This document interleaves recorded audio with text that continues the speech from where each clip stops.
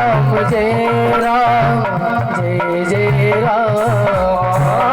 राम कृपा बिनो सुलभ न कोई। ओ श्री राम जय राम जय जय राम। बिना सत्संग विवेक न होई। ओ श्री राम जय राम जय जय राम। राम कृपा बिनो सुलभ न कोई। राम कृपा बिनो सुलभ न कोई।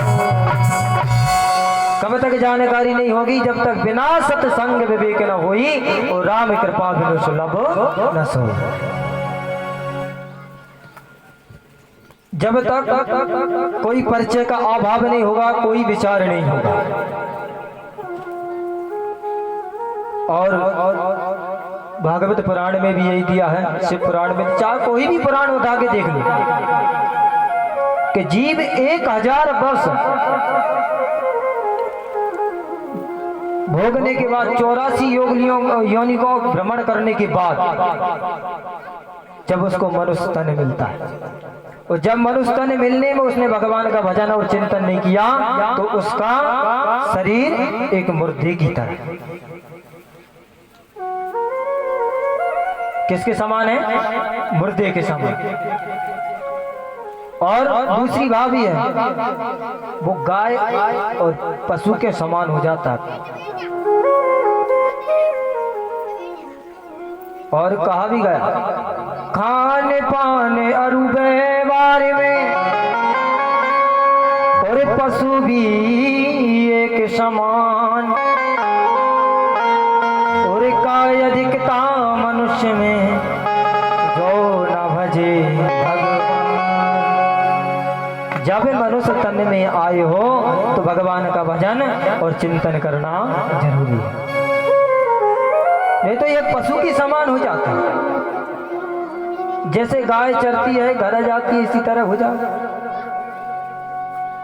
काम तो कभी भी नहीं छूटे, याद कर लीजिए, जो काम तो कभी भी नहीं छूटे, कभी भी कर लीजिए, काम तो करना ही है, मगर भगवान का भजन भी साथ साथ जरूरी है। मेरे गोविंद ये नहीं कह रहे कि आप आकर के भजन करो, 3-3 घंटे मेरे पास बैठो, 4-4 घंटे बैठो, बिल्कुल मत बैठो। ओ निर्मल मन जन सो मोहि पावा। श्री राम जय राम जय जय राम। मोय कपट छल न भावा। श्री राम जय राम जय जय राम। कहा निर्मल मन जन सो मोहि पावा, मोय कपट छल छिद्र न भावा। भगवान का कहना है, गोविंद का कहना है, कुल 2 क्षण आकर के मेरे यहाँ मंदिर में वो बैठ जाए और मंदिर भी ना आए वो घर जाकर 2 अगरबत्ती लगा के बैठ जाए तो मैं उसी में प्रसन्न हो जाता हूँ। भाव का भूखा हूँ मैं भवी एक सार है और भाव से जो मुझे भजता है तो भव से बेड़ा पार है। कुल 2 क्षण मेरा भजन करे, मेरा कीर्तन करे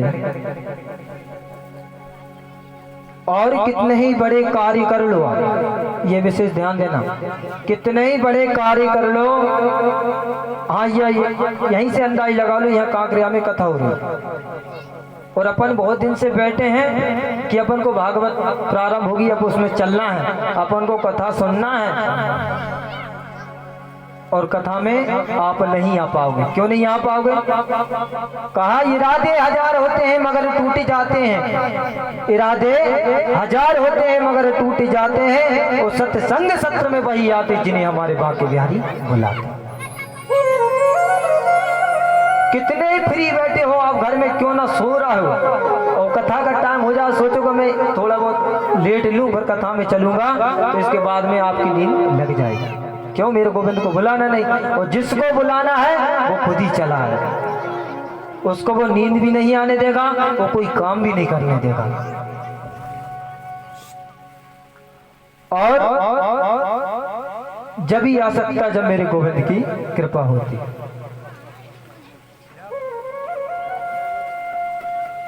और जब भी, चाहे वो कथा हो चाहे पुराण हो, कोई भी हो, जब तक उसको नहीं जान सकते, जब तक उसमें आप प्रीति नहीं लगाओगे, क्या नहीं लगाओगे, उससे प्रेम नहीं करोगे, प्रीति नहीं करोगे,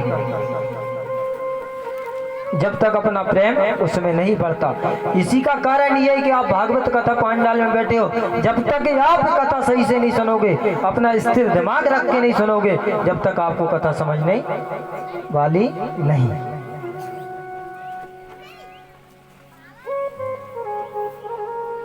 जब तक प्रेम नहीं होगा, कब, जब तक आप उसको प्रेम नहीं करोगे।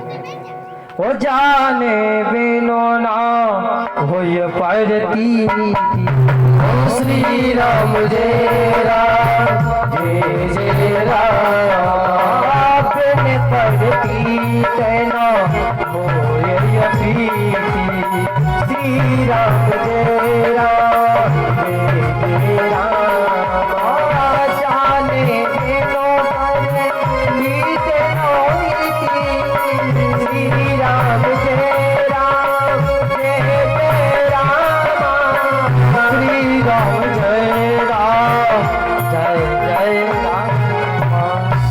जाने बिनु ना होई परतीति, और बिन परतीति न होए प्रीति। जब तक स्नेह नहीं रखोगे, जब तक आपसे भजन होने वाला नहीं है, जब तक आप उसका महत्व भी पता नहीं कर पाओगे। भागवत क्या है, शिव पुराण क्या है, नर्मदा पुराण क्या है। इसलिए ज्यादा से ज्यादा जब तक हो, जब तक भगवान का भजन करना चाहिए। ओ सच्चिदानंद रूपाय विश्वोत्पत्त्यादि हेतवे, उर्तापत्रि विनाशाय, श्री कृष्णाय वयं नमः। सच्चिदानंद रूपाय विश्वोत्पत्त्यादि हेतवे, उर्तापत्रि विनाशाय, श्री कृष्णाय वयं नमः। ये भगवान नाम क्या है, तीनों तापों का नाश करता है। भगवान नाम जो है वो उज्ज्वल करता है और तीनों गति को प्रदान करता है। ओ दैहिक देविक भौतिक ताप, राम जय राम जय जय राम, राम काज का श्री राम जय राम जय जय राम। ऐसे तीनों तापों का संहार करता है। ऐसे गोविंद के पाद पद्मों में हम सब मिलकर भगवान के चरणों में प्रणाम करें और ध्यान करती हुए नेमे सारण्य की वसुधरा पे सौनक आदि ऋषि सभी बैठे हैं और जो सूत जी महाराज हैं वो श्रोता बन करके बैठे। हे सूत जी महाराज, हम लोगों का हृदय अज्ञान से अंधकार, अज्ञान अंधकार है। ऐसा सूर्य की किरण में भी जो तप नहीं है जो उसका किरणार कर सकता। अज्ञान तिमिर्ध्वस्त हो जाए। महाराज, हमें ऐसा जानना चाहते हैं, आप जो कौन सा यज्ञ करना चाहते हैं वो हमें बताइए। श्री सौनक जी महाराज प्रश्न करने पर श्री सूत जी महाराज अत्यंत गदगद हुए, हृदय से बोले, मेरे प्रेम इतना तुम्हें प्रति है तो सर्वशास्त्र के अनुसार आपको कथा का प्रारंभ करो। और पहले सूत जी महाराज ने क्या कहा, तुम्हारा जीवन क्या है, आपका जीवन क्या है। काला व्याघ्र मुखाग्रासा उसत्रा निर्णाश हेतवे, श्रीमद्भागवतां शास्त्रं कलौ कीरेण भाषितम्। हमारा जीवन क्या कर रहे हैं, क्या करना चाहिए हमको, और किस तरह चलना चाहिए, किस तरह क्या करना चाहिए, हमारा जीवन क्या है। हमारा जीवन एक है, एक काल रूपी अजगर के समान है। जिस दिन वो काल रूपी अजगर मुख बंद कर लेगा उस दिन यहाँ मृत्यु हो जाएगी। वो काल रूपी अजगर क्या है? काल रूपी अजगर के रूप में देख लो, आज पूरी महामारी पड़ रही है। कौन आ गया? कोरोना। यही काल रूपी है। क्या न जिस दिन काल रूपी मुख बंद कर लेगा उस दिन अपनी मृत्यु हो जाएगी। तो यही काल रूपी है। आपने यहाँ देख लिया 2 महीने के अंदर पता भी नहीं चला, फटाफट सब लोग चले गए। आज न्यूज में मिल रहा 10,000, तो कहीं 5,000, कहीं 15,000, कहीं 20,000, ऐसे ही बता रहे हैं। ये काल रूपी अजगर यही है। और जिस दिन ये ग्रह मुख बंद कर लेगा उस दिन हमारी मृत्यु हो जाएगी। श्री सुखदेव जी महाराज ने श्री जगत के कल्याणकारी भागवत रूपी फल प्रदान तो किया, पर यह मनमुखी फल नहीं है। उन्हें भी अक्षय परंपरा से हुआ। वही उन्होंने 7 दिन में मरना सुनिश्चित हो गया। किसका? राजा परीक्षित को। जब तो उन्होंने कहा 7 दिन में भागवत कहाँ सुनाई और कैसी सुनाई, विस्तार से मुझे बताइए। तो वे अपने कल्याण का मार्ग सोचने लगे। उसी समय महामुनि सुखदेव जी ने ही श्रीमद् भागवत कथा संहिता द्वारा परीक्षित को सुनाया। और सुखदेव जी भागवत संहिता का प्रवचन करने के लिए विराजमान हुए। देवता लोग को पता चला कि राजा परीक्षित को यह कथा सुना रहे हैं, तो वो अमृत का कलश लेकर के आ गए। और जैसे ही अमृत का कलश लेकर आए तो उन्होंने कहा, अरे देवता तुम बड़े स्वार्थी हो। जैसे ही तुमको पता चल गया कि श्रीमद् भागवत कथा राजा परीक्षित को सुना रहे हैं, तो आप अमृत कलश लेकर के आ गए। सुखम नद्वावरम सर्वे स्वकार्या कुशलासुरा कथा शुद्ध प्रयक्षस्वम गृहीत समाममः। तो कहने लगे, महाराज हम अमृत का कलश तो लेकर के आए हैं। तो उन्होंने कहा तुम बड़े स्वार्थी हो। कहा सुर नर मुनि जन सबकी हरीति और स्वार्थ लाग कराएं सब प्रीति। ये मनुष्य की रीति नहीं है, ये देवताओं की रीति थी कि तुम बड़े स्वार्थी हो, बड़े ठगिया हो। जैसे तुमको पता चला कि राजा परीक्षित को श्रीमद् भागवत कथा सुना रहा है, तब आप अमृत कलश लेकर के आ गए कि अमृत कलश हमको दे दो, राजा परीक्षित को दे दो और श्रीमद् भागवत कथा हमको सुना दो। और देवताओं ने ये प्रस्ताव रखा तो सुखदेव महाराज बड़ी जोर से हंसे, अरे ठगिया हो तुम कहाँ से चले आए? ये मुझे तो पहले ही पता चल रहा था। कोई स्वार्थी व्यक्ति अपन से कोई बात करे तो ये समझ लो मीठी मीठी बात करे तो कुछ दाल में कुछ काला। को जिस व्यक्ति से जिसको काम होगा तो वो पहले आपकी आला दलाली पहले करेगा कि भाई साहब मुझे ये कर दो, ये कर दो। क्यों? उसको स्वार्थ है, आपसे कुछ काम करना है, इसलिए वो आपके पीछे फिर रहा है। और तुलसीदास बाबा सुखदेव मुनि ने बोले, बाबा आप विषय विकार को कैसे बताइए, विषय विकार सब दूर हो और समृद्धि मिले। जो स्वार्थी व्यक्ति होता है वो इसी प्रकार से बात करता है। और देवताओं को सुखदेव मुनि ने भगा दिया और वे वहां से सभी लोग चले गए देवता। और राजा परीक्षित को कथा सुनाने का प्रारंभ हुआ। अभ्याप्तश्च निविज्ञाना ददौ च कयामृतम् श्रीमद्भागवती वार्ता सुराणामपि दुर्लभम। इस प्रकार देवताओं को भगाया। और इधर नारद जी महाराज से मित्रता हुई, रास्ते में भेंट हुई। एकदाई विशालायां चत्वारशयो मलः सैसंगार्थ सांसस्ता द्वादशस्त्रये नारदं। एक बार विशालापुरी में चारों भाई सनक सनंदन सनातन और सनातन कुमार सत्संग की इच्छा से निकले थे। तभी वहां पे नारद जी महाराज से भेंट हुई। और जैसे ही नारद जी से भेंट हुई, सनत कुमारों ने पूछा, नारद आप क्यों चिंतित हो, आपका क्या कारण है? कहा महाराज इसलिए चिंतित हूं कि सब दूर गया, काशी गया, गोदावरी गया, प्रयाग गया, जहां देखा मैंने सबको दुखी देखा। सभी अपने अपने कर्म में लगे हैं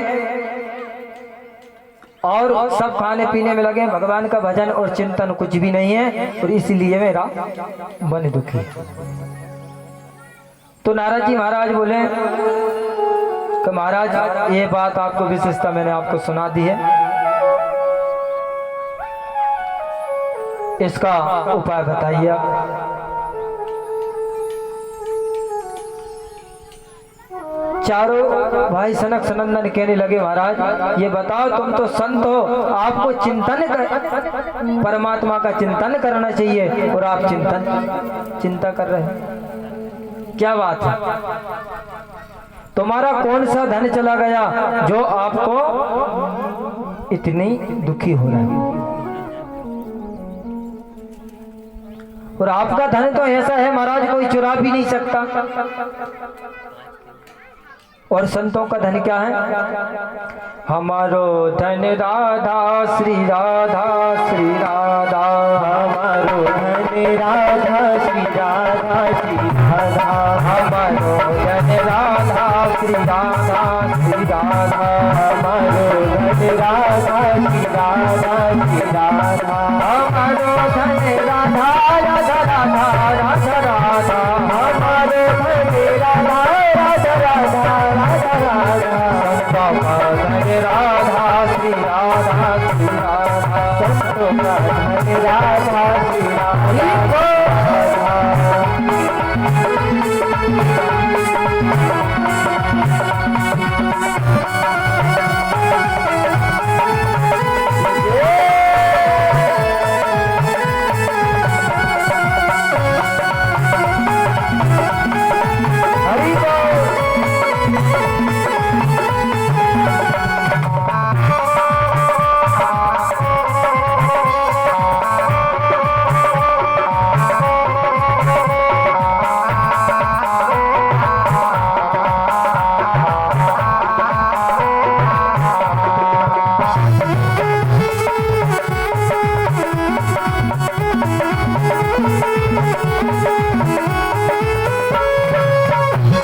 हमारो धन राधा राधा राधा राधा राधा, हमारो धन राधा राधा राधा राधा राधा, हमारो धन राधा राधा राधा राधा राधा, हमारो धन राधा राधा राधा राधा राधा, भक्तों का धन राधा श्री राधा, भक्तों का धन राधा श्री राधा श्री राधा, भक्तों का धन राधा श्री राधा श्री राधा, भक्तों का धन राधा श्री राधा श्री राधा।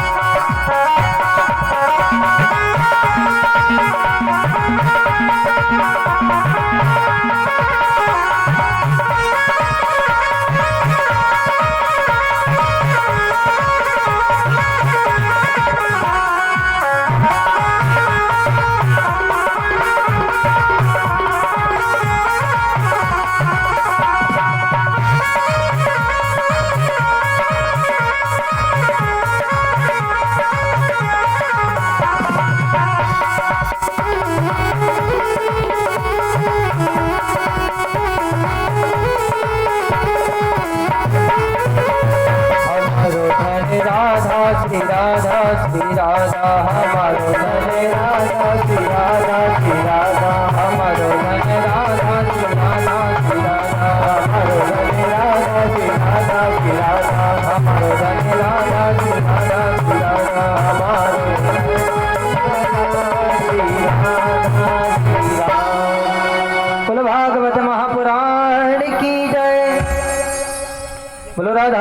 सरकार की जय।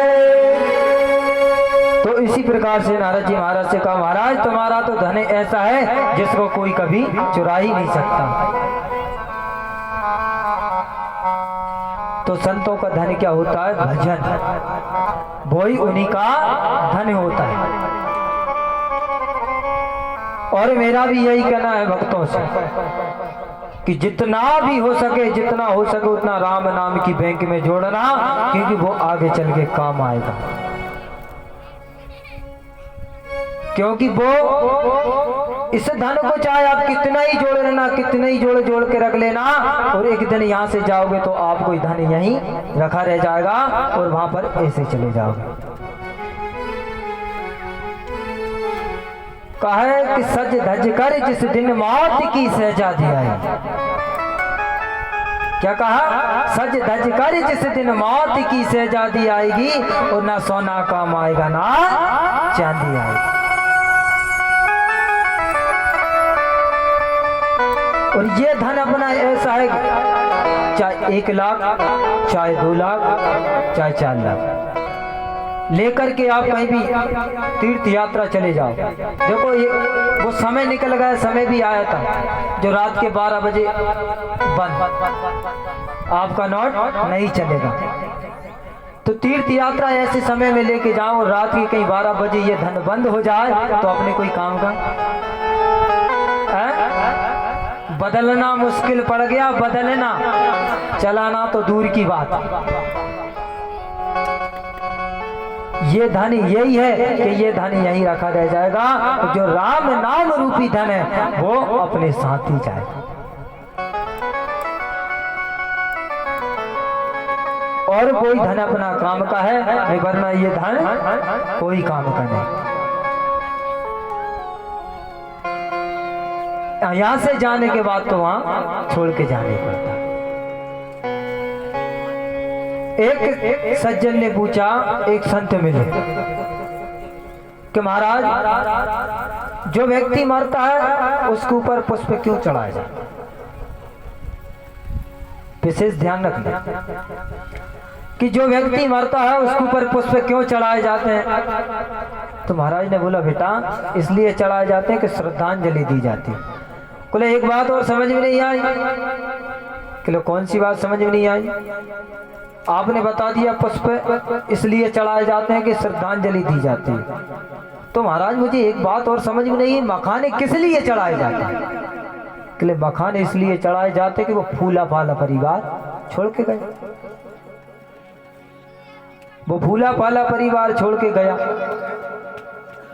तो मुझे एक बात और समझ में नहीं आई, जब व्यक्ति मरता है तो उसके ऊपर पैसे क्यों फेंके जाते हैं? क्यों फेंके जाते हैं? तो महाराज ने कहा, मैंने पूरे पुराण में देखा, पूरे शास्त्रों में देखा, ये बात मुझे कहीं नहीं मिली, क्यों पैसे क्यों फेंके जाते हैं। तो संत ने बड़ा अच्छा उत्तर दिया और बताया कि कहीं के पुराण में नहीं लिखा, कहीं के शास्त्र में नहीं लिखा कि पैसे क्यों फेंके जाते हैं, परंतु मैं अपने मत से, अपने अंदर की आत्मा से बता रहा हूँ। पैसे इसलिए फेंके जाते हैं, जो तूने रात रात भर कमाया, दिन दिन भर कमाया, जो रात की आंखों की नींदियों से सो ना पाया, वो तूने कौड़ी कौड़ी कर करके जोड़ा, तो जिस दिन तेरी मृत्यु हुई उस दिन लेकर जाएंगे। तेरा पुत्र कहेगा, ले तेरे बाप पे बस की हो तो उठा के बता।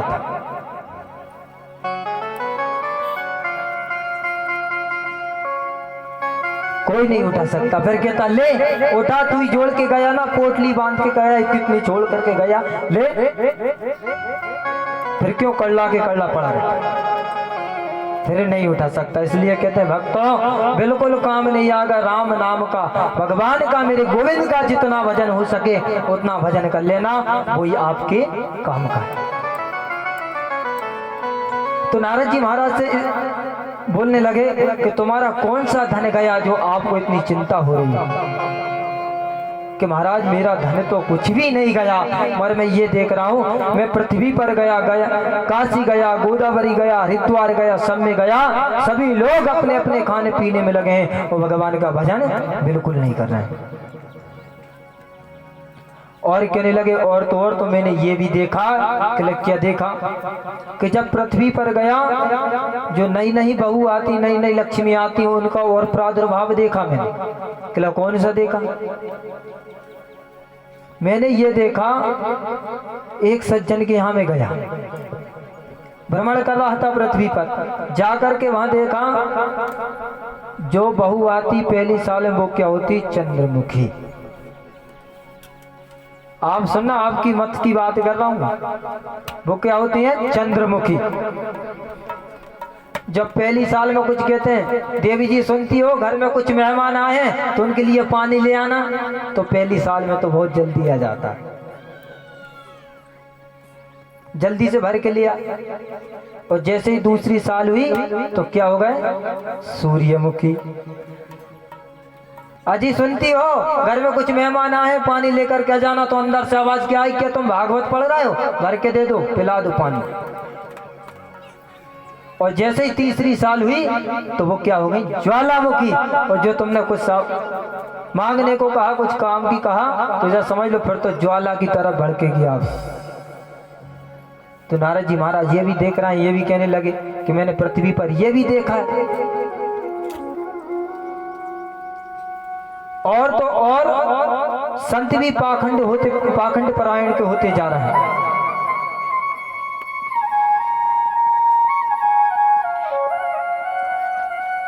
और संत भी संत नहीं रहे, और आज भी संत हैं। ये बात नहीं है कि आज संत नहीं है, संत भी ऐसे ऐसे तपस्वी संत हैं जो बोल दे वो हो जाए। और क्या लगी, जब घर में सलाह लेंगे, जब देवी जी की सलाह लेंगे तो घर में किसकी सलाह लेंगे? साले साहब की। फिर माता पिता से सलाह नहीं ली जाएगी, माता पिता से सलाह बिल्कुल नहीं ली जाएगी। क्यों? माता पिता से सलाह जब तक उनकी तिजोरी की चाबी साथ में ना आ जाए। बस तिजोरी की चाबी जो हाथ में आई तो माता पिता को भेज दो, चाहे हरिद्वार में पड़े रहे चाहे खेत के बाहर पड़े रहे। फिर किसकी सलाह ली जाएगी? अपने साले। फिर माता पिता का कोई जरूरत नहीं, माता पिता की कोई मान्यता नहीं, पर उनके कौन होगा? साले साहब। फिर साले साहब की सलाह ली जाए। शास्त्रों में भी कहा, दीवाल बिगाड़े आरो और घर बिगाड़े सारो। जितनी दीवाल में अलवारियां होंगी वो दीवाल कमजोर हो जाएगी, वो जल्दी गिर जाएगी। वो घर में कहीं साले की सलाह लेंगे तो वो जल्दी से जल्दी बिगड़ जाएगी। इसलिए कहते हैं अपना मन का काम करो, अपने दिमाग से काम करो।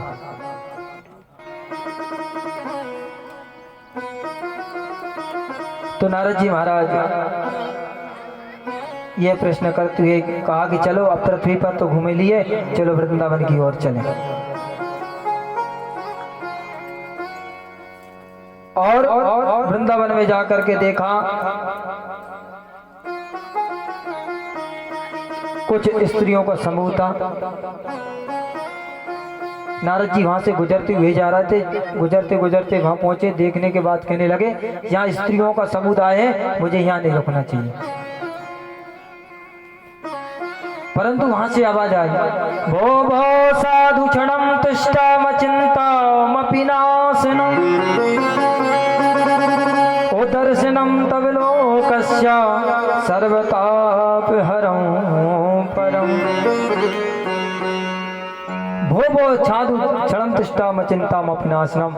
हे साधुवर, आप 2 क्षण भर के लिए तो रुकिए। तो नारद जी महाराज करीब पहुंचे, और जैसे ही पहुंचने के बाद कहने लगे, देवी सुनाइए क्या कहना चाहते हैं। तो कहने लगे, आपको हम आवाज दे रहे हैं, आप सुन नहीं रहे हो, आपसे तो हमारा काम है, आप ही हमारा निवारण कर सकते हो।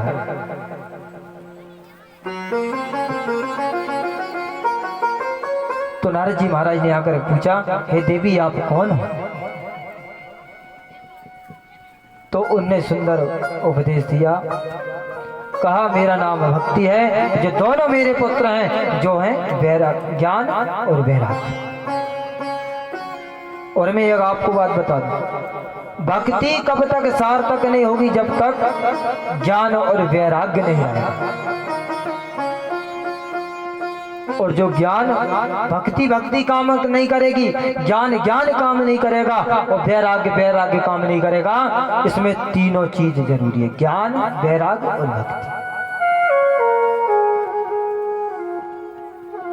इसमें सब कुछ जरूरी है। जे नहीं अपन को ज्ञान हो गया तो अपन भक्ति कर सकते हैं, ज्ञान से भी कुछ नहीं होगा। ज्ञान वैराग्य भी होना चाहिए, जब भी भक्ति सार्थक आपकी होगी। तो पूछा, ये तुम्हारे दोनों पुत्र के? हाँ मुनिवर, ये हमारे पुत्र हैं, जो वृद्ध अवस्था को हो गए हैं। तुमने कहा ये वृद्ध क्यों हो गए?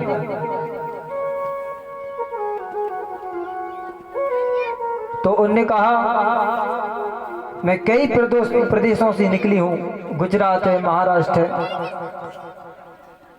काशी गोदावरी सबसे निकल के आई हूँ। जहाँ जहाँ मेरा सम्मान नहीं हुआ मैं वहां से चली आई। तो मैं वृंदावन में पुनः आई।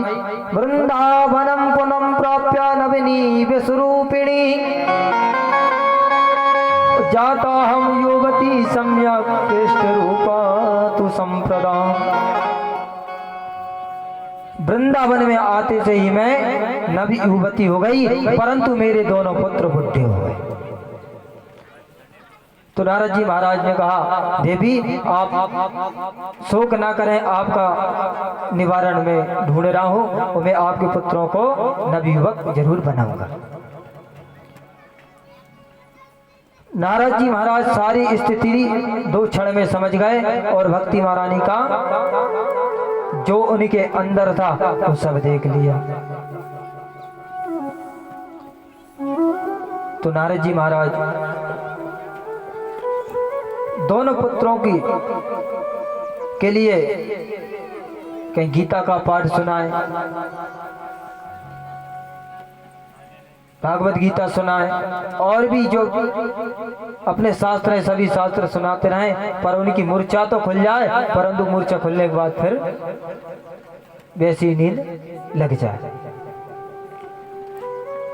तो उन्होंने कहा, तो नारद जी महाराज बहुत संकोच करने लगे, जी बताओ मैं कब से कर रहा हूँ, कितनी बार इनको गीता पाठ सुना दिया, कितनी बार ये शास्त्र सुना दिया, ये पुराण सुना दिया, तब भी इनकी मूर्छा नहीं खुल रही। तभी नारद जी महाराज से जब ये आकाशवाणी हुई, हे नारद आप कोई भी पुराण सुना लो, इनसे चेतना जगने वाली नहीं है, आप तो इनको सत्य कर्म बताओ। तो नारद जी महाराज बड़े चिंतित हो गए कि सत्य कर्म क्या है, सत्य कर्म क्या है, कौन सा सत्य कर्म है जो मैं इनको सुनाऊं। तो नारद जी महाराज भ्रमण करने निकल पड़े। तो जो एक बात और आपको बता दूं, जो नारद जी जो संत हैं वो बहुत बड़े संत हैं, जो नारद हैं बहुत बड़े संत हैं, जिनने इनका ज्ञान दे करके, देखो ध्रुव देखो, प्रहलाद देखो, जो आज भी भगवान को प्राप्त करके उज्जवल है। तो उनने कहा, तो निकल पड़े और पूछते जाएं भैया सत्य कर्म क्या।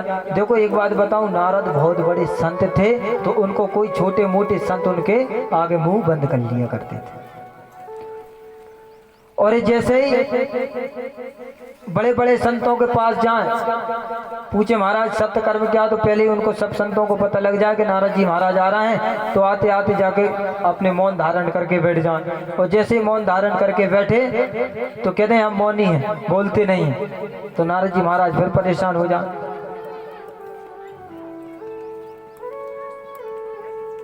और नारद जी महाराज निकलते निकलते पहुंचे, फिर एक संत के पास गए, तो उन्होंने पहले बोर्ड पे लगवा दिया कि यहाँ संत नहीं मिल सकते। कारण क्या है, क्यों नहीं बता रहे हैं? क्यों? छोटा मोटा झोला छाप डॉक्टर है, वो बड़े डॉक्टर के पर्चे को कभी देख नहीं सकता। इसी प्रकार नारद जी महाराज बड़े संत हैं, उनके सामने जो छोटे मोटे संत वो सभी भागते जा रहे हैं। तो नारद जी महाराज बहुत प्रचार करने के लिए बद्री विशालापुरी में पहुंचे। वहां फिर सनक सनंदन सनत कुमार चारों भाई भजन पूजन कर रहे थे। वहां पर जाकर उन्होंने कहा महाराज ये सत्यकर्म क्या है?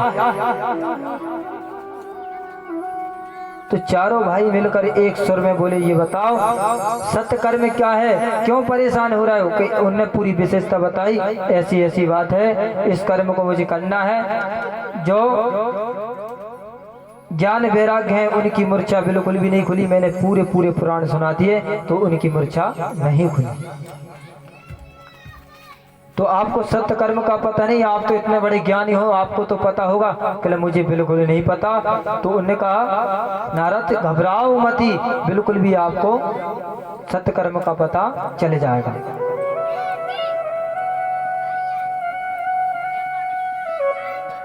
और आपको ये सब बता दिया जाएगा।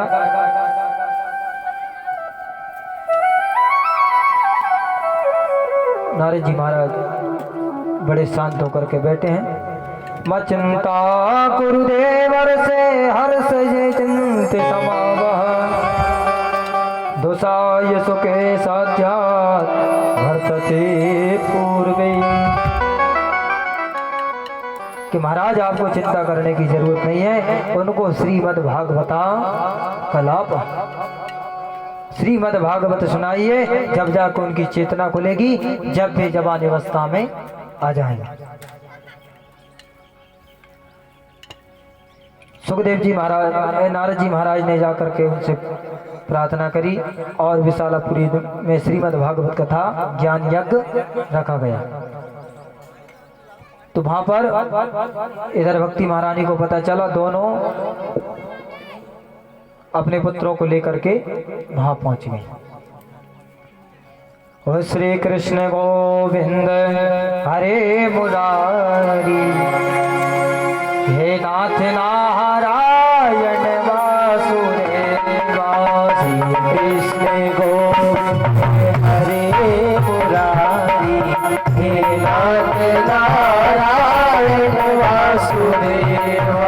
श्री कृष्ण गोविंद हरे मुरारी, हे नाथ नारायण वासुदेवा। श्री कृष्ण गोविंद हरे मुरारी, हे नाथ नारायण वासुदेवा। हे नाथ नारायण वासुदेवा, हे नाथ नारायण वासुदेवा, हे नाथ नारायण वासुदेवा।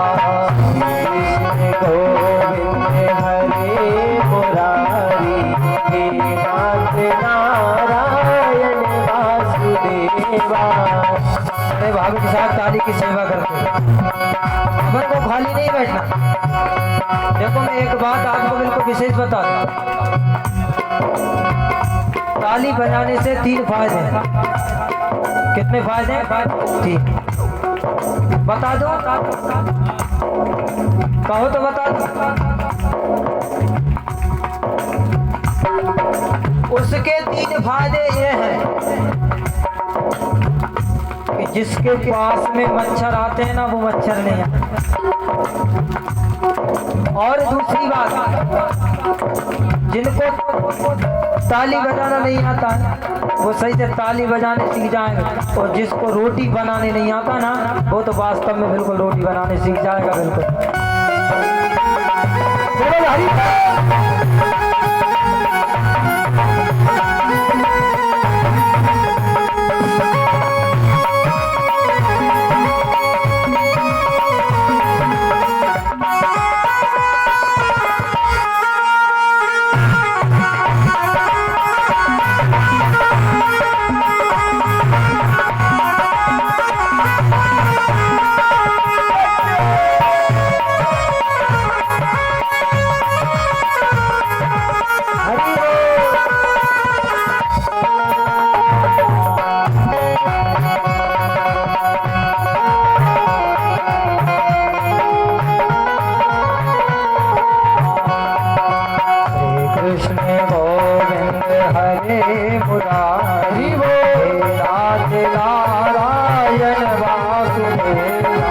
कृष्ण गोविंद हरे मुरारे हे नाथ नारायण वासुदेवा।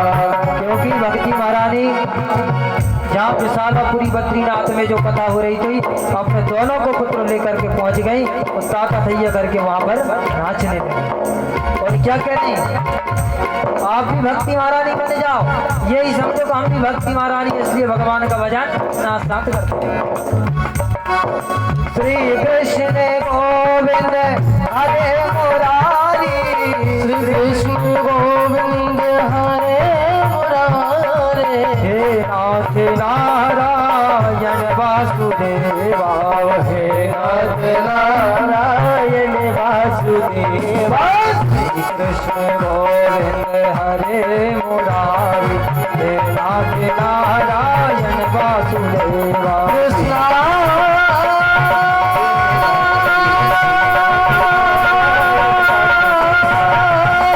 गोविंद हरे मुरारे कृष्णा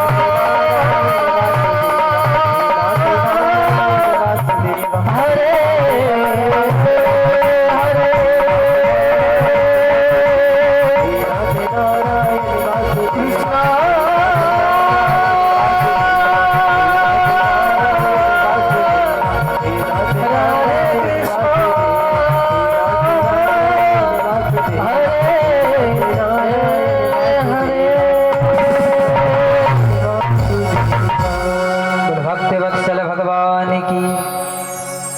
अब क्या बोलना पड़ेगा, अभी आपको पता नहीं है, क्यों ना सभी को बोलना राधे।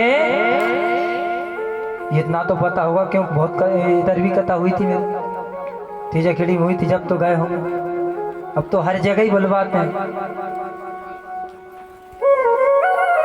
और धीरे बोलने की जरूरत नहीं है, अपन को बोलना है दिल से, अपने मन से।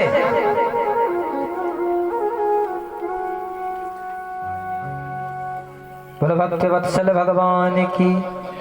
तो भक्ति महारानी इसी प्रकार कर ताता थैया करके नाचने लगी और भक्ति समाई भाव में उन भक्तन में भगवान। और तुलसीदास विचार करें सौभाग्यवत है भगवान। क्यों, जहाँ भागवत हो, चाहे प्रवचन हो, चाहे कोई भी पुराण हो, वहां पर भक्ति मैया आकर विराजमान हो जाती है। इसलिए कहा भक्ति समाई भाव में भक्तन में भगवान। और तुलसीदास विचार करें सुभागवत हे भगवान। और सनकादिक भी कहते हैं संसार में वो धन्य है, संसार में कौन धन्य है, जिसके यहाँ भक्ति है।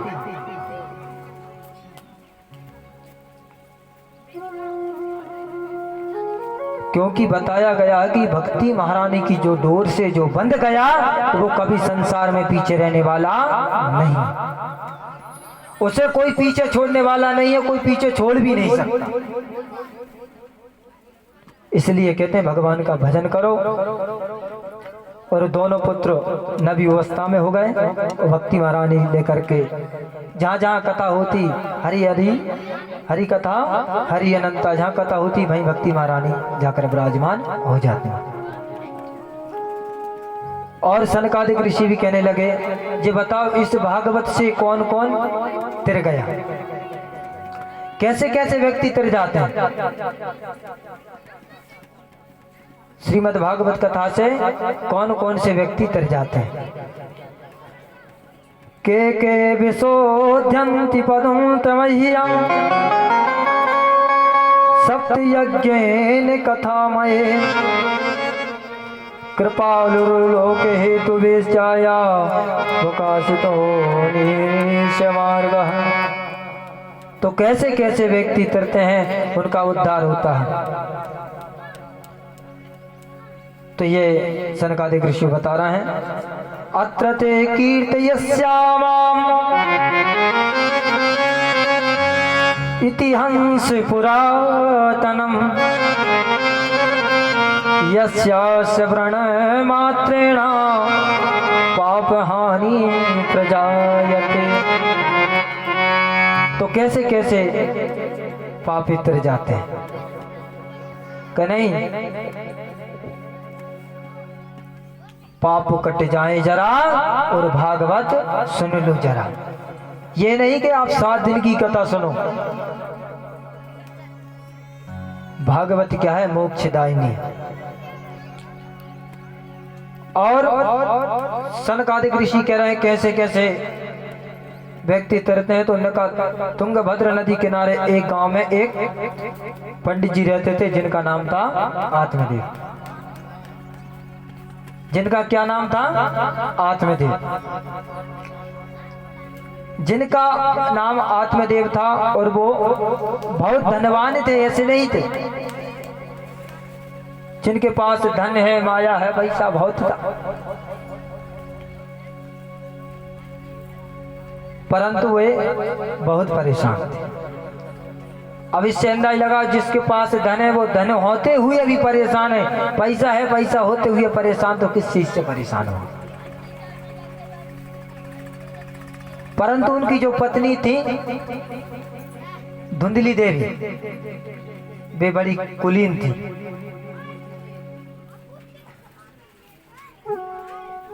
उनका एक ही काम था, दिन में सुबह से उठकर जब तक 4 घर लड़के नहीं आ जाएं, जब तक उनका मन नहीं लगता था, कदापि मन नहीं लगता था, वो 4 बार घर में लड़के नहीं आ जाएं। और बड़ी क्रूर थी। और 500 की श्रृंगार करने में तो ये समझ लो बिल्कुल अपनी कैटरीना कपूर भी फेल ऐसी थी। अच्छे से अच्छा खाना हो, अच्छा से पहनना हो, अच्छे से अच्छे ओढ़ना हो, सब कुछ अच्छे से अच्छा लगते थे। और जो उनके पंडित जी थे वो बहुत दान करते थे। ऐसी बात नहीं, दान पुण्य भजन कीर्तन बहुत कुछ करते थे, परंतु उनको बिल्कुल भी सुख नहीं मिला। एक दिन की बात है कि उनके यहाँ कोई संतान नहीं थी।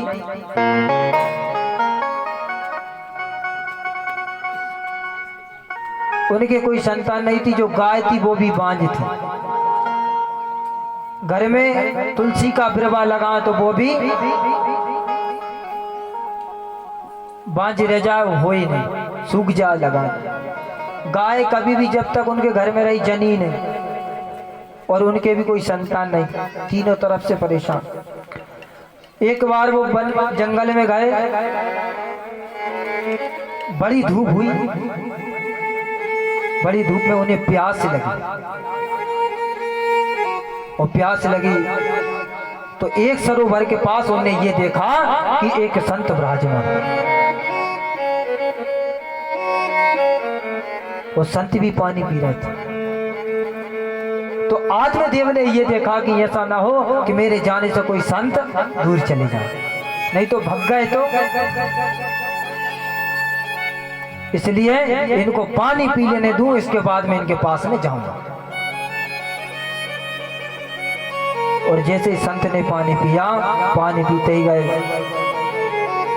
और संत ने खुद ही कह दिया, हे ब्राह्मण देवता, तुम क्यों परेशान हो? क्या कारण है? तुम उदास क्यों? कि महाराज, मैं अपने दुखों का कितना वर्णन करूं? मैं अपने दुखों का कभी वर्णन कर ही नहीं सकता। क्यों नहीं कर सकते? मैं वर्णन इसलिए नहीं कर सकता हूं कि मेरा जीवन जो है ना, ये जीवन पूरा दुखों का कार्य। देखो, कोई की किसी के पास एक परेशानी हो तो वो बता दे हम एक परेशानी से परेशान, परंतु वो तो उसे लाखों परेशानी, वो कहां तक जिए। तो संत के पास कहने लगे, महाराज मेरे कोई संतान नहीं है। जो गाय मेरे घर में है वो भी बांझ हो जाती है, और जो मैं तुलसी का बिरवा लगाता हूँ तो वो भी बांझ हो जाता है। मेरे कोई संतान नहीं। तो संत ने बड़ा सुंदर उपदेश दिया हे ब्राह्मण देवता, तुम इसको भूल जाओ। जो आपके अंदर जो पुत्र कामना की जो कामना उठ रही है, उस कामना को यहीं छोड़ दो। कोई किसी का पुत्र नहीं, कोई किसी का पुत्री नहीं।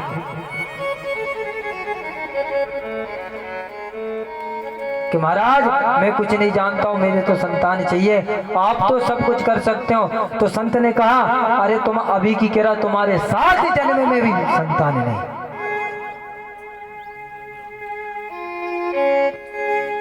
उन्होंने कह दिया 7 जन्म में संतान नहीं है। तो ब्राह्मण देवता ने ये कह दिया, महाराज जब तुम इतना बता सकते हो कि तुम्हारे 7 जन्म में संतान नहीं है, तो तुम मुझे संतान की प्राप्ति भी करा सकते हो। कहने लगे, महाराज आप तो मुझे पुत्र दीजिए। और संत ने बहुत मना किया। संत भी कहने लगे, तुम पुत्र कामना के लिए रहने दो, कोई किसी का नहीं होता। बहुत समझाया, कैसे बता, जिसका पुत्र हो वो माता पिता की बुढ़ापे में सेवा ना करे, फिर भी यही दुख होता है, इस पुत्र ना होने से तो अच्छा है मेरे कोई संतान ही ना होती। पर महाराज आत्मदेव जी तो ना माने। कहने लगे, महाराज आपने मुझे कोई संत के लिए कोई उपदेश नहीं दिया, तो मैं आपके चरणों में सिर पटक पटक के मर जाऊंगा और यहीं आपके चरणों में प्राण निछावर है।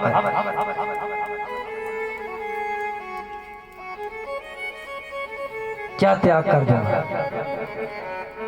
तुमने कहा, महाराज संत ने कहा, ये बताओ ये ब्राह्मण भी हत्या लग जाएगी अभी, जब मेरे चरणों में ये प्राण निछावर कर देंगे, सिर पर पटक पटक कर मर जाएगा, तो मुझको ब्राह्मण हत्या लग जाएगी।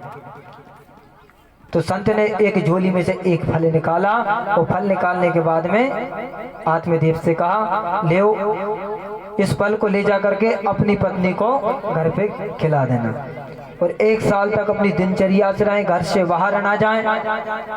जैसे डॉक्टर दवाई लिखता है ना कि आपको 7 दिन आराम करने की जरूरत है, आपको बाहर नहीं जाना, ठंडे पानी से नहीं नहाना, ज्यादा ठंडा पानी नहीं पीना, आपको गर्म पानी पीना, उसी तरह दिनचर्या उनको बता दी। और ब्राह्मण देवता कहने लगे, हे महात्मा जी आपका लाख लाख, जो आपने मुझे इस फल का फल दिया है, जिससे मेरी पुत्र की या मेरी यहाँ संतान होगी। जाकर के महाराज आत्मदेव जी अपने घर को गए, और घर पे जाने के बाद कहने लगे, अरे सुनती हो? पंडित जी घर जाके चिल्ला रहा, देवी। तो बाहर से अंदर से आवाज आई, रुकिए क्या कह रहे हो? तो जाकर कहा, ये फल लो, ये फल आप ग्रहण कर लेना, इसके खाते ही आपको संतान हो जाए। कहला, मुझे ऐसा लगता था कोई 9 लाख सोने का हार लेके आ रहा है, इस तरह चिल्लाते हुए आ रहा है आपको। और लेके आए तो फल लेके आए। तो ने कहा, रख दो मैं खा लूंगी। तो आत्मदेव जी वहां से निकल के चले गए अपने घर की, और अपने काम काज करने के लिए निकले। तो जाकर देवी से कहा, तुम ये ग्रहण कर लेना। तो जाकर उन्होंने कहा कि ठीक है मैं खा लूंगी, परंतु हाथ में लेकर के बैठ गए। और जैसे हाथ में लेकर के बैठी तो एक पड़ोसिन आ गई। देखो पड़ोसिन भी कोई गलत नहीं होती, कई अच्छी होती। पड़ोसिन आई, अरे धुंधली क्या कर रही हो? कहला, कुछ नहीं बहना, मैं तो बैठी हूँ खाली बस चिंतन कर रही हूँ। कहला, किसका? यह है कि तुम्हारे पंडित जी भोले वाले न जाने किसी ने इनको फल पकड़ा दिया, वो जो फल लेकर के आ गए हैं, और कि ये फल से संतान हो जाएगी। तो वो पड़ोसिन भी कहने लगी, धुंधली तुम्हारे कोई संतान नहीं है, तुम इसको ग्रहण कर लो, हो सकता है हो जाए, भगवान का प्रसाद है। तो कहने लगी, जब है ना तू भी मेरी काम की नहीं। और जैसे ही उनकी बहन आई, आते गले, धुंधली दीदी आप क्या कर रही, कैसी बैठी हो? अरे कुछ नहीं, तेरे जिया जी ये फल लेकर के आई, ये फल को कहे ये फल खाने से संतान हो जाएगी, परंतु ये फल मैं तो नहीं खाऊंगी। कहला, क्यों नहीं खाऊंगी? कहला, कारण ये देखो, ये फल खा लूंगी, जब मेरी गर्भ धारण की अवस्था हो जाएगी, मैं चल फिर नहीं पाऊंगी, भोजन नहीं कर पाऊंगी, बाई चांस कोई गांव में आग लग गई तो मैं भग नहीं पाऊंगी। तुम्हें तो नहीं खा सकती। देखो बात करने में कितना आनंद आ रहा है, वाह।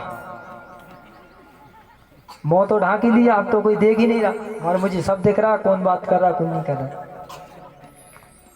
बोलो भक्त वत्सल भगवान की राधे।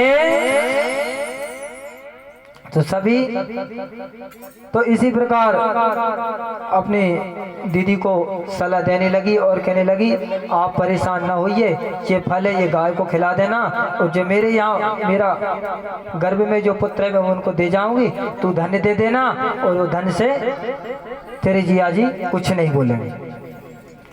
और ले जा करके वो फल गाय को खिला दिया। इधर वो फल को खिला दिया और इधर वैसे ही बनावटीपन बना लिया। इधर कोई पुत्र नहीं है, पर बस साड़ी लपेट ली और वैसी अवस्था में रहना, घर से नहीं निकलना, और देखने वाला के नहीं यार धुंधली के कोई गर्भ है। तो ये सब चाल चलने लगी। और इसके बाद इधर गाय को फल खिलाया, फिर भी थी उसकी बहनें समझा रही हैं धुंधली की, वो तो ये इतना कहकर चली गई।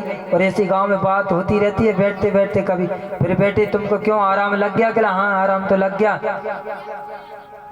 कहले तुम्हारी ननंद को बुला लेना जब तुम्हारा समय आए तब। कहने लगे ननंद को नहीं बुलाओ, ननंद तुम्हारी चोटी है, कहीं कहीं चुरा के ले गई तो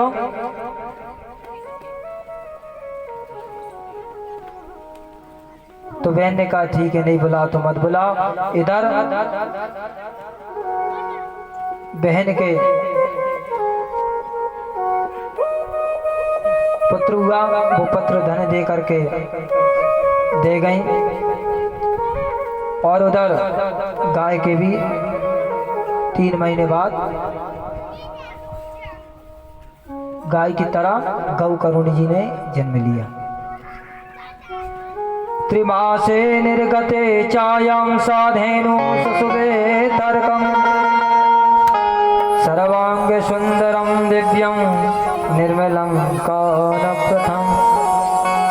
जिसके कान गऊ जैसे थे, गऊ के बछड़े की तरह, तो उनका नाम क्या हुआ?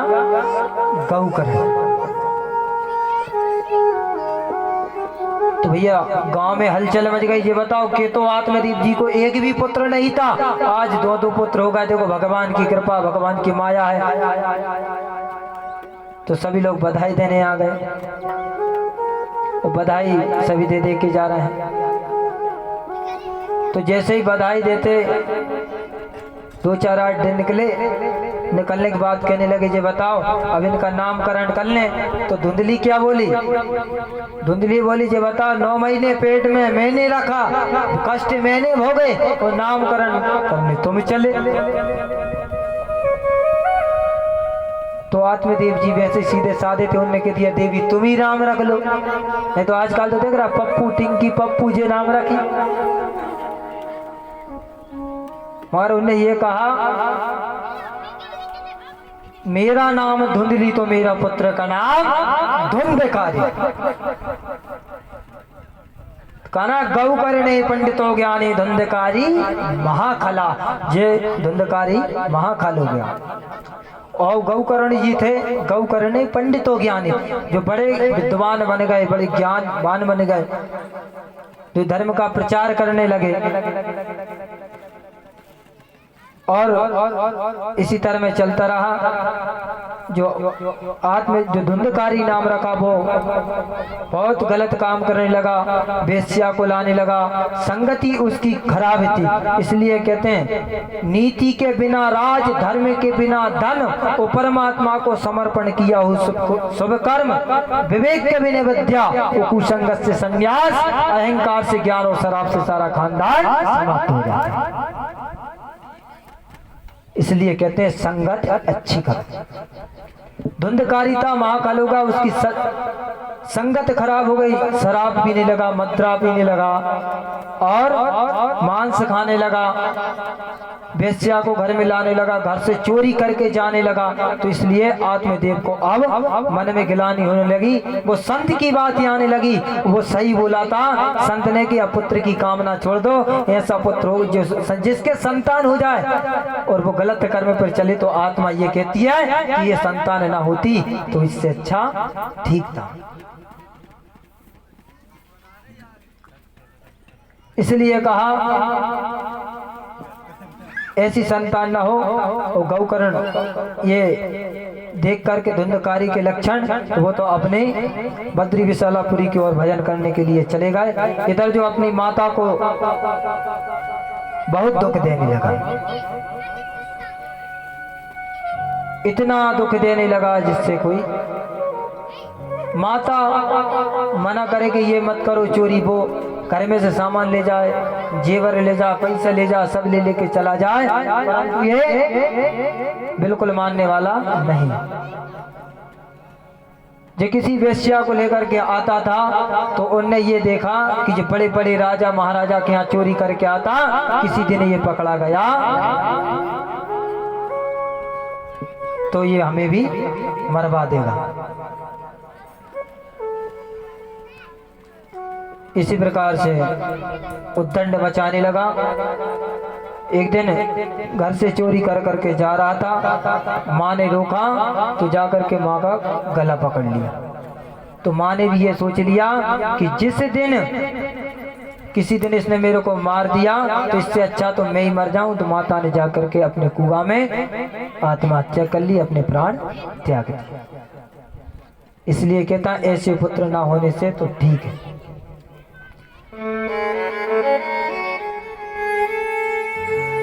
और गौकर्ण जी कहने लगे पिताजी आप तो भगवान का भजन करो,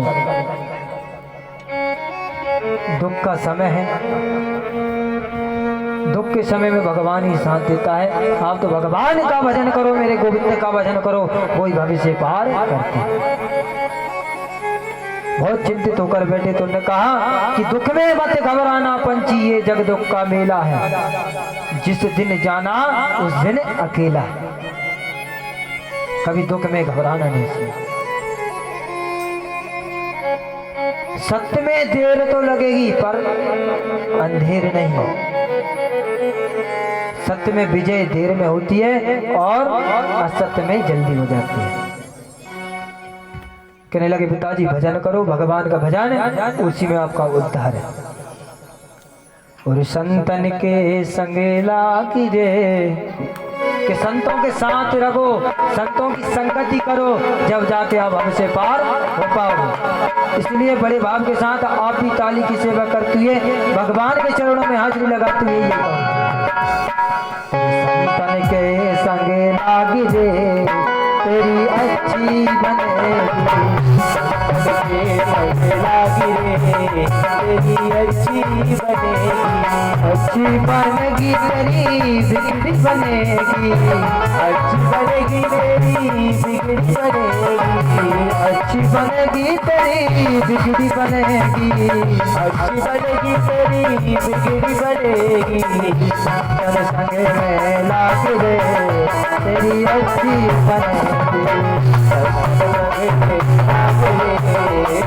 अच्छी बनेगी।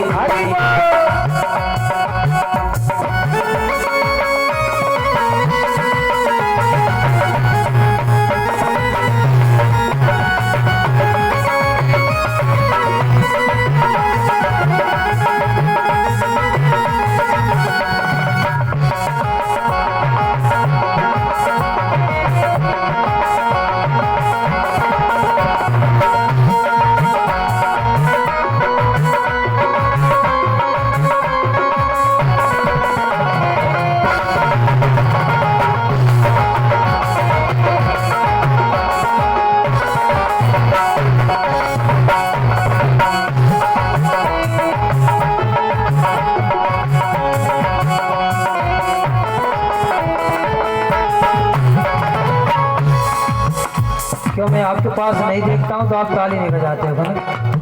7 दिन परेशान करूंगा, आपको ध्यान रख लेना। कितने दिन? 7 दिन और 8वें दिन तो कथा विश्राम होगी, तो फिर तो हम कह नहीं सकते। ओ संतन संग करी पुण्य कमाई, संतन संगे करी पुण्य कमाई, संतन संग करी पुण्य कमाई, संतन संगे करी पुण्य कमाई, पुण्य कमाई हाँ पुण्य कमाई, पुण्य कमाई हाँ पुण्य कमाई, संतन संग करी पुण्य कमाई, संतन संगे करी पुण्य कमाई।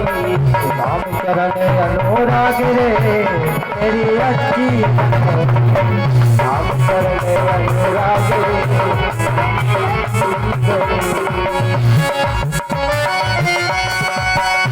हरि बोल।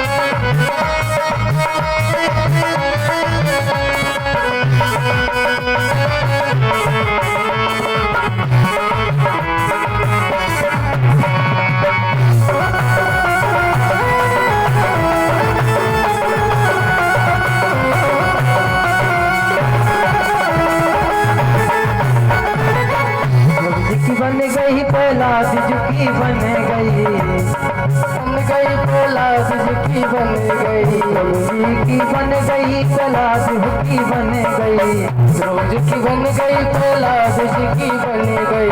हरि सुमिरन प्रहलाद रे तेरी अच्छी करके संग प्रहलाद रे तेरी अच्छी बनेगी।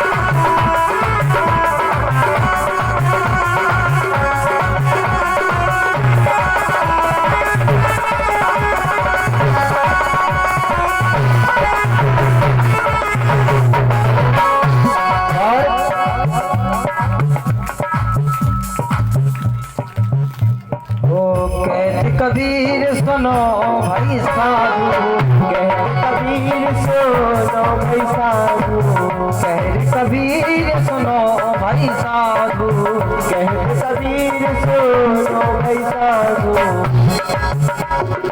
हरि सुमिरन में लाग रे तेरी अच्छी बनेगी, हरि संग लाग रे तेरी अच्छी बनेगी। भगवान के संग में लाग रे तेरी अच्छी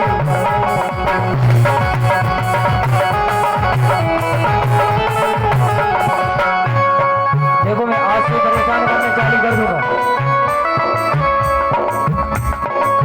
कहना है मुझे लगता है कि आप इसलिए भजन नहीं गाते। चलो भजन हो जाए, इसके बाद आपको बता दो। संतन के संग में लाग रे तेरी अच्छी बनेगी।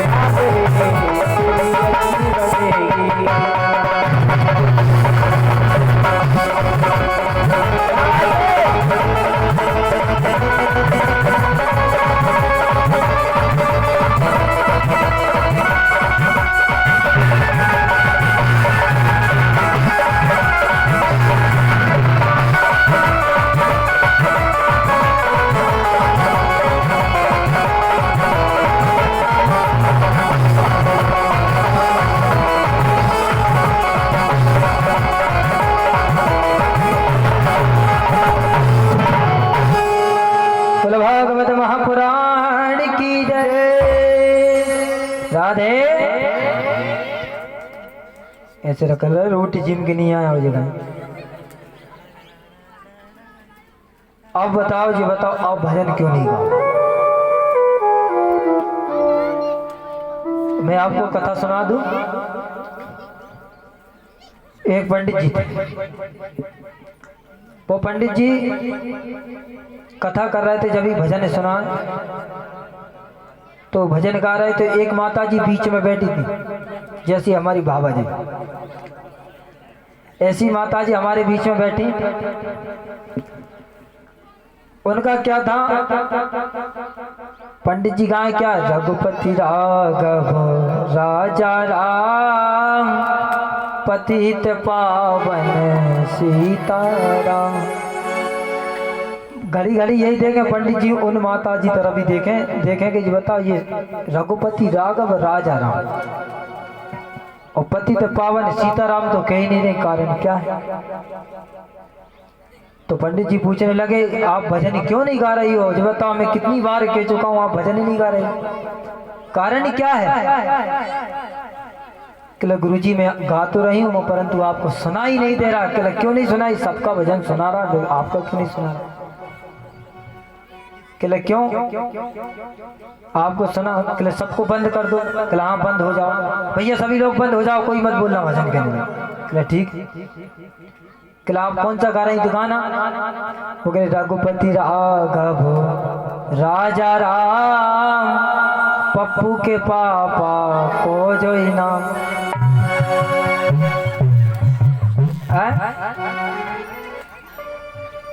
क्यों? ये शास्त्र में भी लिखा कि अपने अपने पतियों का कभी नाम नहीं लिया जाता, इसलिए वो कहते रघुपति राघव राजा राम और पप्पू के पापा को जो इनाम, नाम ही नहीं। तो ऐसा तो नहीं है भैया। बोलो भक्त वत्सल भगवान की, भगवान का नाम गुणगान किया करो। और इधर धुंधकारी महाखल हो गया, उसने बहुत परेशान किया, उसकी मृत्यु भी हो गई। इधर गौकर्ण जी महाराज को पता चला कि मेरा भाई धुंधकारी की मृत्यु हो गई, तो उन्हें गया में भी 100 पिंड दान कर दिए। 100 पिंड दान करने के बाद में फिर भी उसको मुक्ति नहीं मिली। इधर गौकर्ण महाराज अपने घर पे आए, जैसी रात में रुके वैसे चोरी चोरी आए, क्योंकि गांव में बदनाम कर देंगे थे तुम्हारा भाई ऐसा था, तुम्हारा भाई दुराचारी था, तुम्हारे भाई ने ऐसा काम किया। तो चोरी चोरी वैसे ही रात में आए, आने के बाद में चुपचाप घर में ठहर गए। और जैसे ही घर में ठहरे तो धुंधकारी देखा तो कभी भूत बन जाए, कभी प्रेत बन जाए, कोई भैंसा बन जाए, तो बड़ी परेशान। तो उनने ये देखा कि है कौन, गौकर्ण थे, वो बहुत बड़े ज्ञानी थे। उनने जल हाथ में लिया और जल लेकर के जो उस पे मारा तो वो अपनी अवस्था में आ गया और कहने लगा अहम भ्राता तदीयोस्मि ओ धुंधकारी थी नामतः स्वैकेनैव देशेन भ्रातं नाशितं मया। मेरा नाम धुंधकारी है भैया, मैं तुम्हारा भाई हूँ। और वो खुद कहने लगा भैया मैंने कोई अच्छे कर्म नहीं किए, मैंने सबको सताया, सबको परेशान किया, इसलिए मेरी मृत्यु हो गई और 4 लोगों ने मुझे मिल करके मार दिया। भैया मेरी मुक्ति का कोई उपाय बताइए। तो गौकर्ण कहने लगे अभी तो कुछ उपाय नहीं, रात्रि विश्राम करो, सुबह के बाद में उपाय करेंगे। इधर अपनी पूजन पाठ क्रिया करने के बाद, नित्य क्रिया करने के बाद में गौकर्ण जी ने संध्या वंदन करने के बाद में अपनी आसन पे खड़े होकर हाथ में जल लिया। जल लेने के भगवान लेकर के सूर्य भगवान को रोक दिया उनसे रोक करके पूछा कि मेरे भाई की मृत्यु हो गई, 100 गया में पिंडदान भी कर दिए, तो उसकी मुक्ति नहीं हुई, तो उसकी मुक्ति का क्या उपाय है? तो उन्होंने कहा श्रीमद् भागवतान मुक्ति सप्तवाचनम कुरु,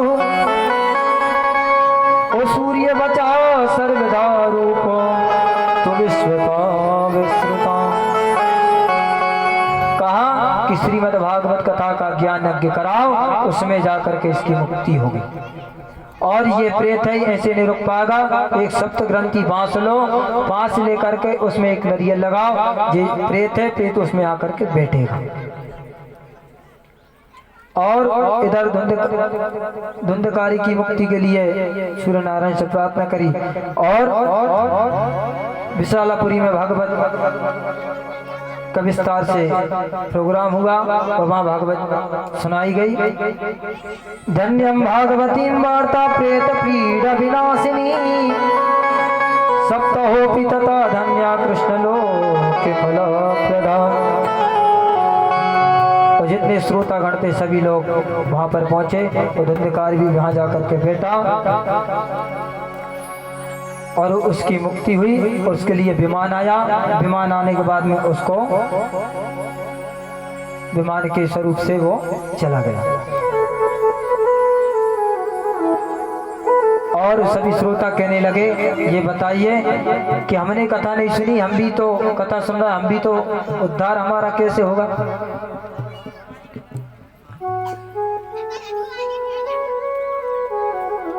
और कहा कि एक बार फिर कथा करी। कथा करने के बाद में सभी जितने श्रोता बंधु थे सभी भी अपने अपने विमान आए, देवलोक से विमान आकर के सभी विमान में बैठकर प्रस्थान हो गए। तो कहते हैं ऐसे ऐसे लोग भागवत जो है, भागवत मोक्षदायिनी है, भागवत से अच्छे अच्छे पापी का उद्धार हो जाता है और वो तर जाता है।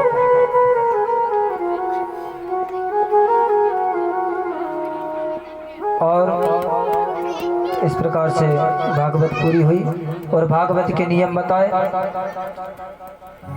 भागवत कैसे करने चाहिए, फलाहार करके करना चाहिए, फलाहार के भोजन करके करना चाहिए। इसी प्रकार से नियम बताए कि भागवत में जो वक्ता हो वो भी एक टाइम भोजन करे और जो श्रोता हैं जो जजमान बने वो भी एक टाइम भोजन करें, एक टाइम फलाहार करें। भागवत के नियम। और कल की आज की कथा यही समापन। कल की कथा ठीक 12 बजे से शाम के 4 बजे तक रहेगी।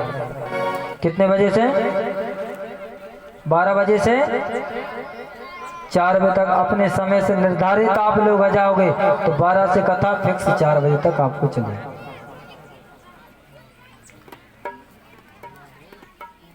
और कल भगवान की कथा प्रारंभ होगी। अपनी वाणी विराम करते समय आइए भगवान नाम कीर्तन।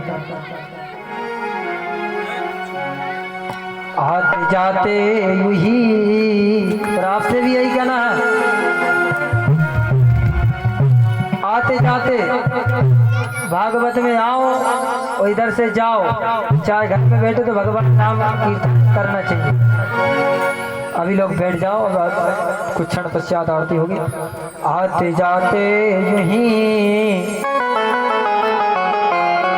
गुनगुनाया करो, गुनगुनाया करो, राम बोला करो, कृष्ण गाया करो, राम बोला करो, कृष्ण गाया करो, राम बोला करो, राम गाया करो, राम बोला करो, कृष्ण गाया करो।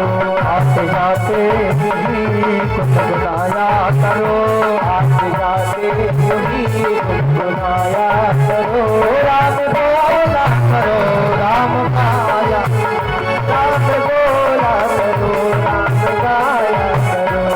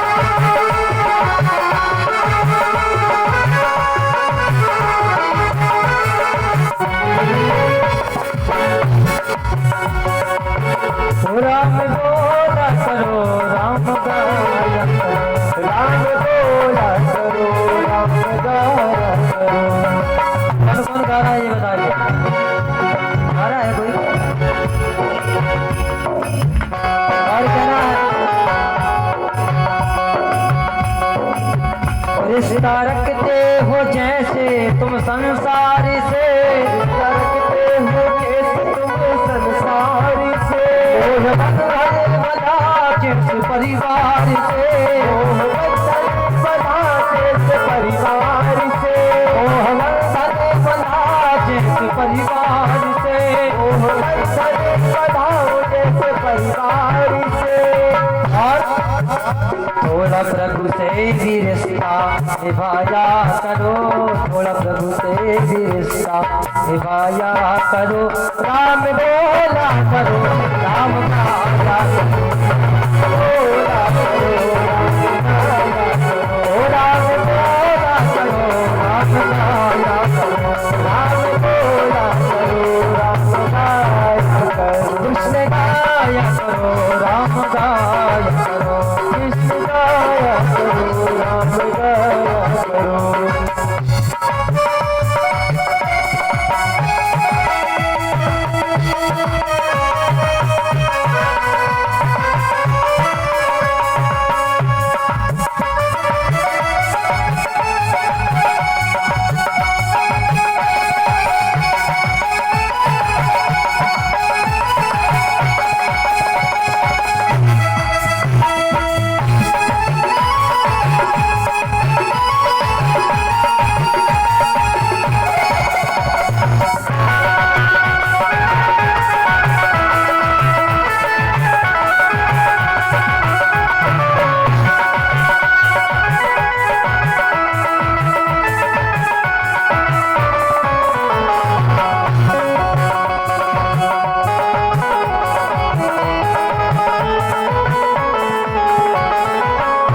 राम बोला करो, राम गाया करो, राम बोला करो, राम गाया करो, कृष्ण बोला करो, कृष्ण गाया करो, राम गाया करो, कृष्ण गाया करो, राम बोला करो, कृष्ण गाया करो, राम बोला करो।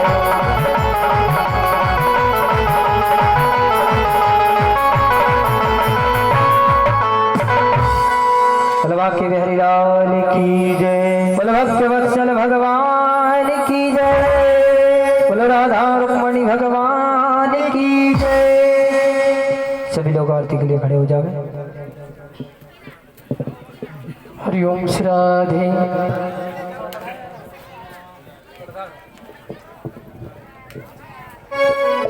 हाँ, यजमान आ जाए, यजमान पत्नी सहित।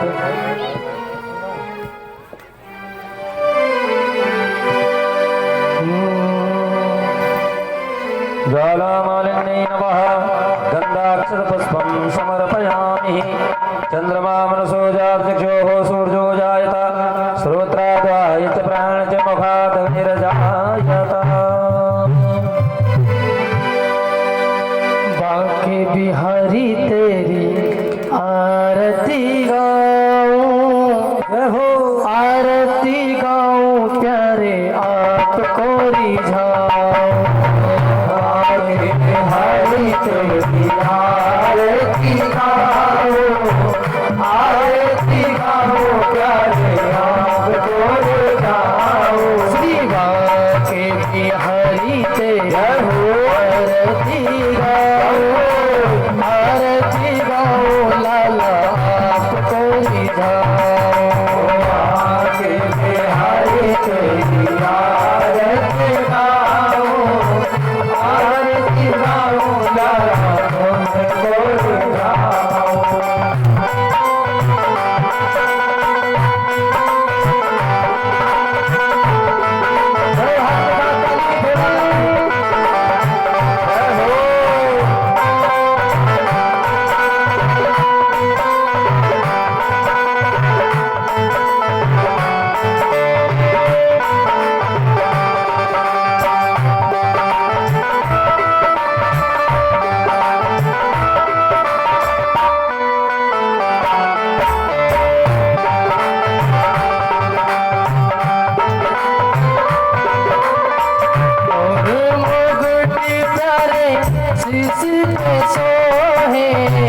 प्यारी बनसी मेरो मन मोहे,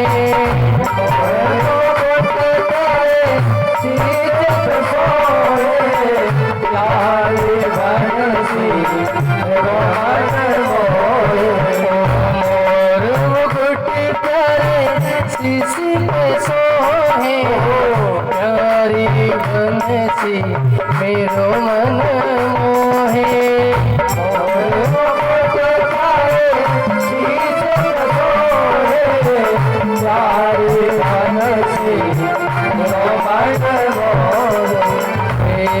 छवि प्यारे बलिहारी जाओ हे गिरधारी तेरी आरती गाओ छवि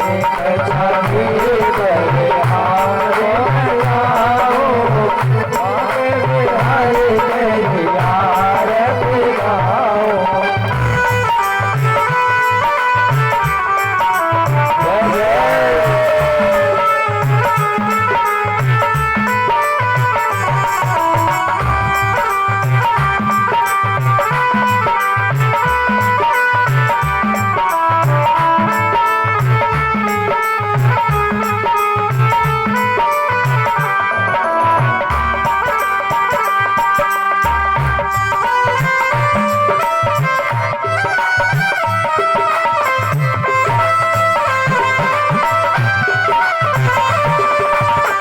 चरणों से निकली है गंगा प्यारी जिसने सारी दुनिया तारी। चरणों से निकली है गंगा प्यारी जिसने सारी दुनिया तारी। चरणों से निकली है गंगा प्यारी जिसने सारी दुनिया तारी। चरणों से निकली है गंगा प्यारी जिसने सारी दुनिया तारी। उन चरणों में शीश झुकाओ हे गिरधारी तेरी आरती गाओ।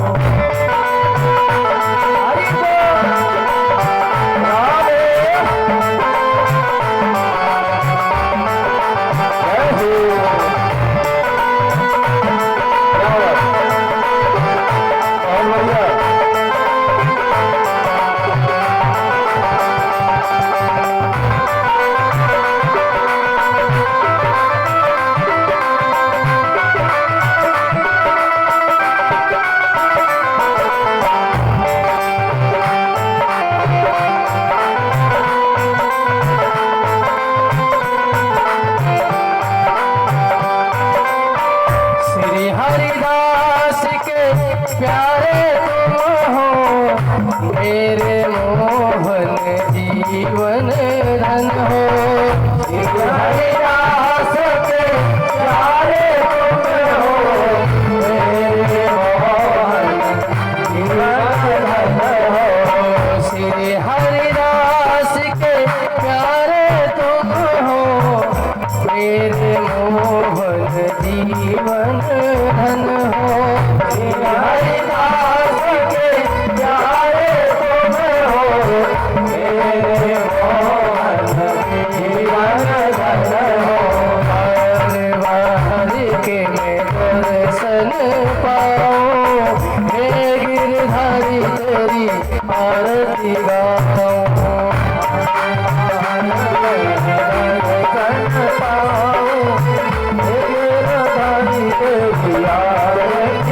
गाऊं। श्री बाके हरि तेरी आरती गाओ आरती गाओ सब तुम करी जाओ। हरि तेरी आरती गाओ आरती गाओ सब तुम मनाओ। गोरख करना बतारम संसार सारम जगत सदा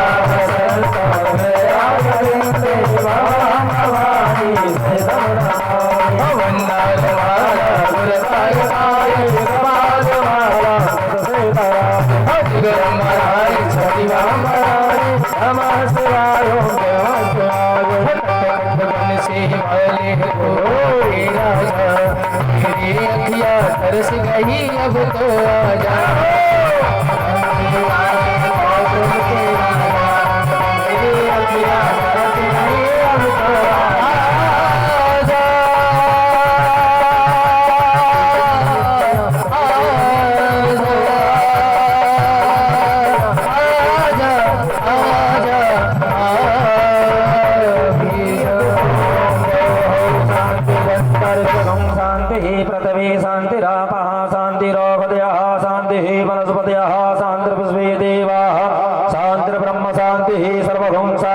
शान्तिरेव शान्तिः सामा शान्तिरेधिः हारार्पिक्यं समर्पयामि कपूरनीराजनं शीतलीकरणं देवादिवन्दनं मन्त्रपुष्पाञ्जलिं कुर्यातः आत्मादिवन्दनार्थे प्राणरक्षार्थे स्वयं गृहीत्वा हरिः ॐ ॐ जग्नेन जग्नमय जन्त देवास्तानि धर्माणि प्रथमान्यासन्नाते हनाकं महिमानः सचन्त यत्र पूर्वे साजाः सन्ति देवाः हरि ओम् एकदन्ताय विद्महे वक्रतुण्डाय धीमहि तन्नो दन्ते प्रचोदयात् कलयम्बिकायै च विद्महे कर्मसिद्ध्यै च धीमहि तन्नो गौरी प्रचोदयात् नारायणाय विद्महे वासुदेवाय धीमहि तन्नो विष्णु प्रचोदयात् महालक्ष्मै च विद्महे विष्णुपत्न्यै च धीमहि तन्नो लक्ष्मी प्रचोदयात् ॐ ज्ञानगङ्गायै च विद्महे पञ्चमवेदाय धीमहि तन्नो श्रीमद्भागवत प्रचोदयात् सुजसि सुमङ्गल सुमानले सुजसि सुभक्ति सुजान पुष्पांजलि अर्पण करो करो मात स्वीकार सब कुछ दीनाया पुणे भेंट करो ज्ञानात नमस्कार की भेंट है जोड़ू में दोनों हाथ नाना सुगंध पुष्पाणि यथा कालोद्भवानि च पुष्पांजलिर्मया दत्ता ग्रहणाम्य परमेश्वर सांगाय सपरिवाराय सायुधाय सशक्तिकाय सवानाय वेदिक मंत्र पुष्पांजलिं पुराण पुरुषोत्तमाय नमः समर्पयामि। बोल भागवत भगवान की, भागवत भगवान की, भागवत महापुराण की, वृंदावन बिहारी लाल की, लखदातार की, हरे सहारे की, हनुमान जी महाराज की, गुरु महाराज की। नमः पार्वती पदे हर हर महादेव। जय जय श्री राधे काल हर कष्ट हर दुख हर दारिद्र्य की लहर हर हर महादेव हर।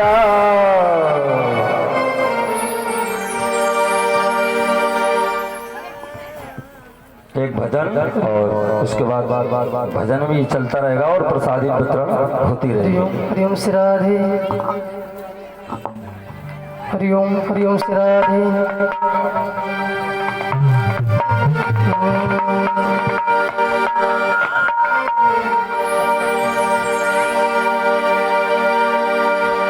जिधर देखता